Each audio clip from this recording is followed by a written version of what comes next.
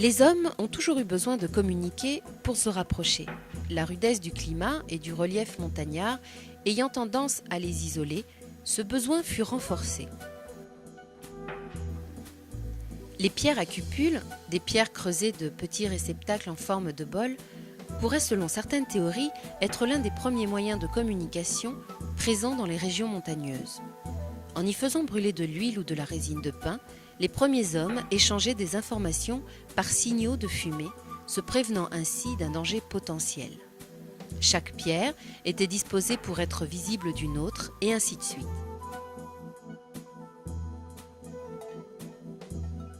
On trouve ces vestiges au col du Petit Saint-Bernard, entre les vallées de Haute-Tarentaise et du Val d'Aoste, longtemps resté le seul passage pour franchir les Alpes du Nord. À l'époque du duché de Savoie, des messagers passaient ce col à pied pour transmettre des informations entre Turin et Chambéry au service de l'administration et du clergé. Cette communication fut facilitée à partir de 1860 lors du rattachement de la Savoie à la France et la création de la première route sur le col du Petit Saint-Bernard.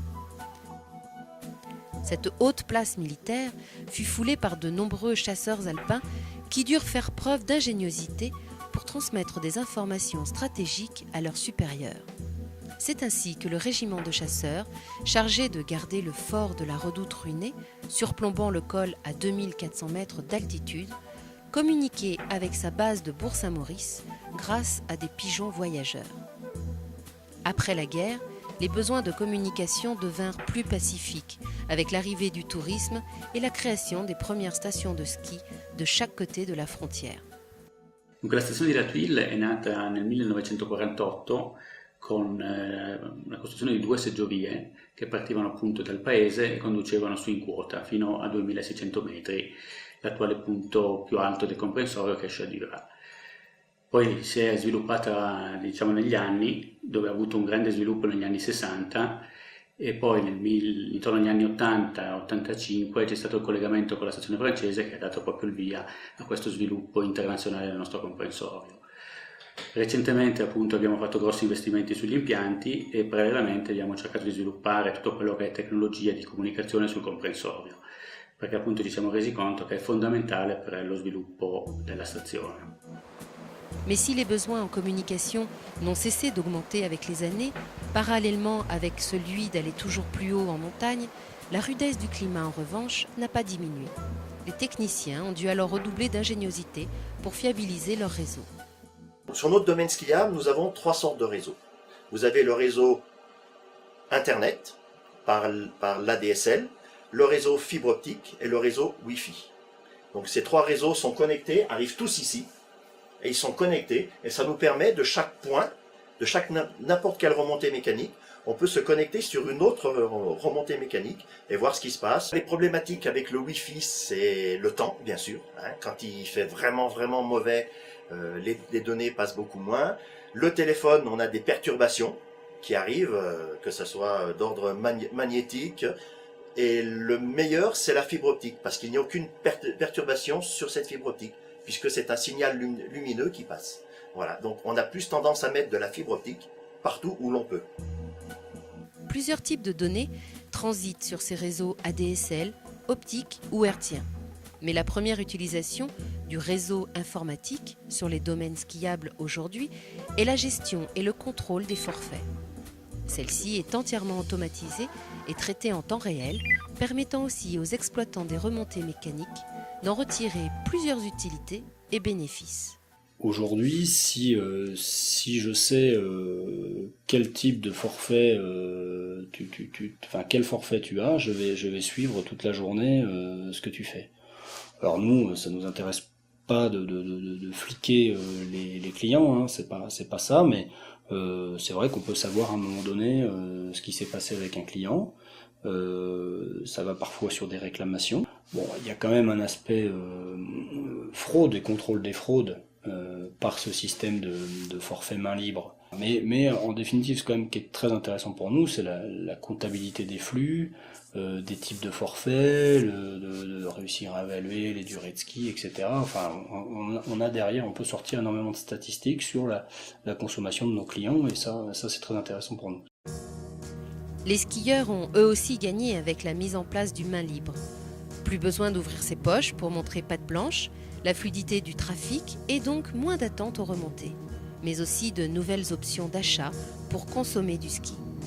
Tout skieur ayant acheté un forfait dans une des stations du Val d'Aoste pourra venir sur l'espace San Bernardo et donc passer côté français sans changer de titre puisque celui-ci est automatiquement reconnu par le système.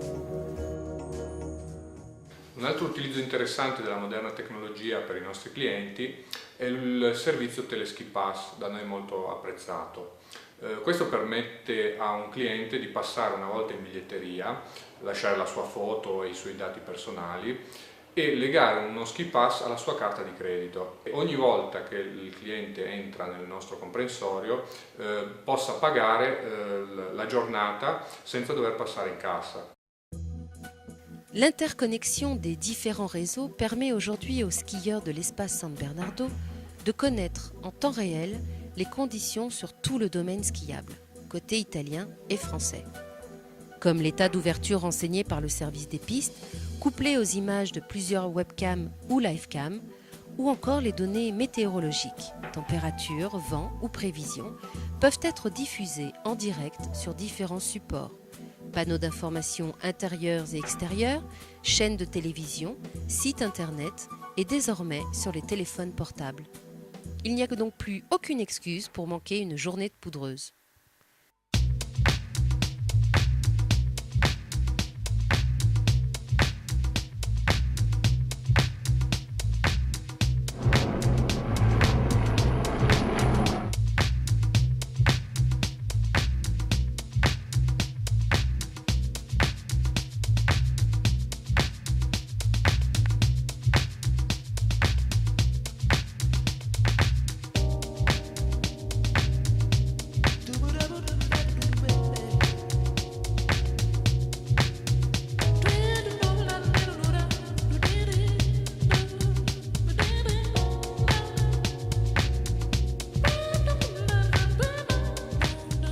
Avec l'augmentation du nombre de skieurs et une tendance grandissante au hors-piste ou freeride, les services de sécurité doivent assurer une communication des plus rapides et efficaces en cas d'accident. Ceci passe par une ouverture vers les autres services de sécurité qui nécessitent une compatibilité des réseaux. On a un réseau radio analogique, donc avec 2 relais. Un relais qui se trouve presque vers la frontière, c'est-à-dire au sommet du fort de la Redoute, et un autre relais qui est en face sur une station concurrente. Nous disposons aussi de relais, du moins de fréquences vanoises. Donc se sert le PSGHM ou tous les guides de montagne. Donc ça c'est pour les secours hors piste et puis pour les secours héliportés.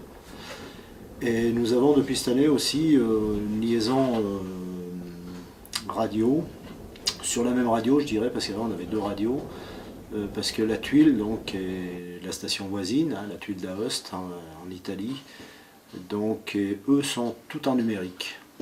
Et avec les nouvelles technologies, maintenant on a des radios qui font les deux, analogiques et numériques.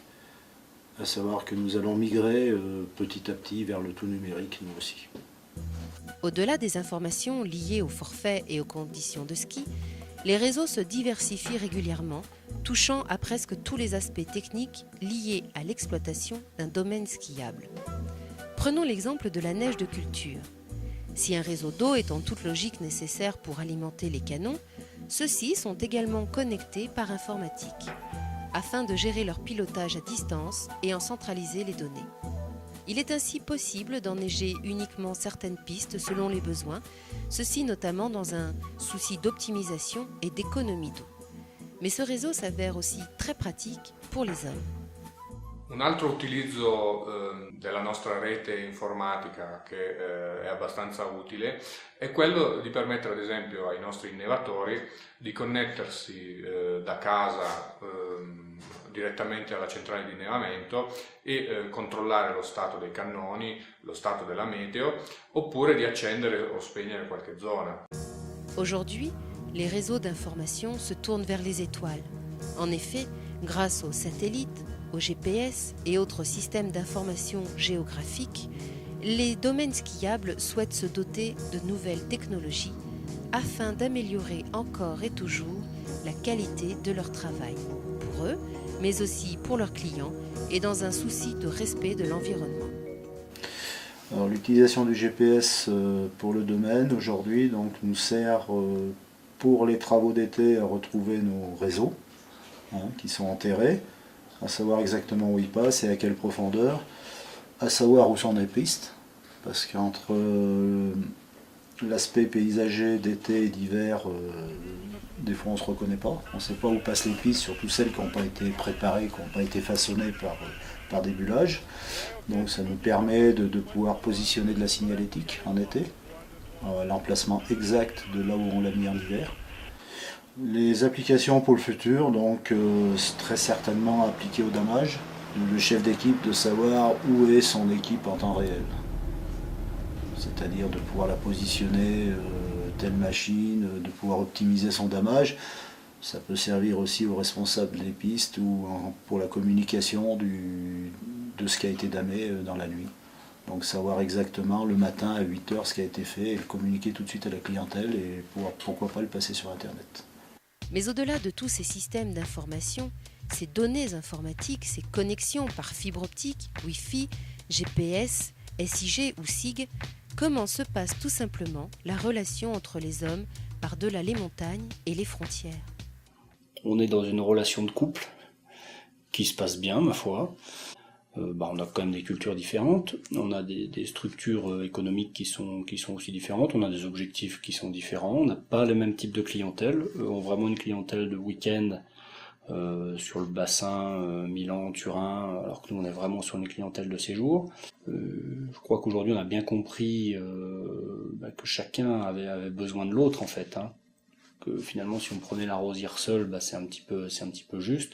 Si on prend la rosière plus la tuile, donc avec la station italienne qui forme l'espace San Bernardo, on a un vrai espace de ski intéressant à un prix qui reste raisonnable et qui reste correct, et puis en plus on a ce dépaysement, donc on a vraiment une complémentarité qui est assez intéressante. Le relazioni con la stazione di La Rosiera sono ottime. Ormai sono anni che collaboriamo e quando gli obiettivi sono ben chiari, che è quello appunto della soddisfazione della clientela, anche i mezzi vengono creati ad hoc e si ottengono sempre degli ottimi risultati. Siamo molto contenti di questa relazione.